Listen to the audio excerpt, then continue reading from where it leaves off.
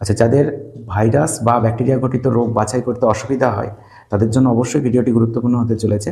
তো সামান্য একটা কথার মধ্য দিয়ে বা একটা ছন্দের মধ্য দিয়েই আমরা মনে রাখতে পারবো যে কোনটি ভাইরাস ঘটিত রোগ।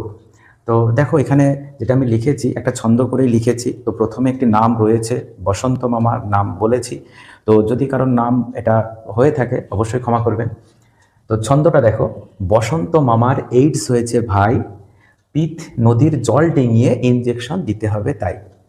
আবার ছন্দ করে বলতে পারো, বসন্ত মামার এইডস হয়েছে ভাই, পিত নদীর জল পলি ডিঙিয়ে ইনজেকশন দিতে হবে তাই।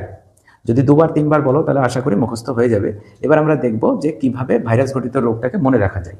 তো আমি প্রথমেই ছন্দ করার জন্য যে লাইনটা এখানে দিয়েছি এবং তার মধ্যে একটি শব্দ হচ্ছে ভাই, যাতে এই কারণেই যে ভাই থেকে ভাইরাস অর্থাৎ ভাইরাস ঘটিত রোগ মনে রাখা যায়।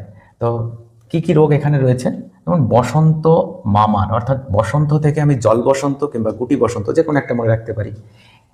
মামার অর্থাৎ মামস রোগ, এইডস রোগ এইচআইভি ভাইরাস ঘটিত। পিত নদীর অর্থাৎ পিত জ্বর, জল ও পলি পেরিয়ে অর্থাৎ জল থেকে আমি জলাতঙ্ক মনে রাখতে পারি, জলাতঙ্ক রোগ। পলি অর্থাৎ পোলিও রোগ।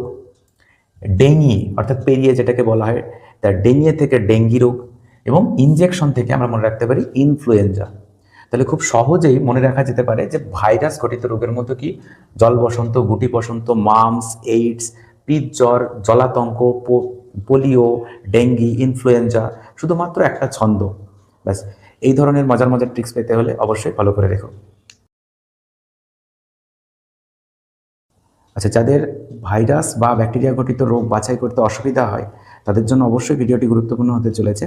তো সামান্য একটা কথার মধ্য দিয়ে বা একটা ছন্দের মধ্য দিয়েই আমরা মনে রাখতে পারবো যে কোনটি ভাইরাস ঘটিত রোগ।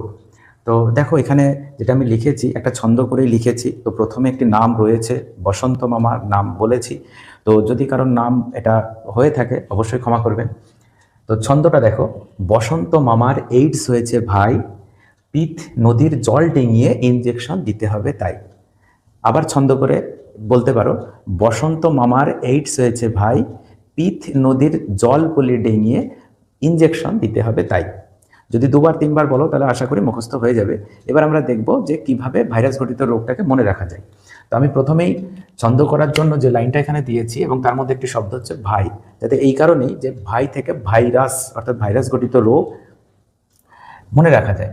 তো কি কি রোগ এখানে রয়েছে, যেমন বসন্ত মামার অর্থাৎ বসন্ত থেকে আমি জল বসন্ত কিংবা গুটি বসন্ত যে কোনো একটা মনে রাখতে পারি। মা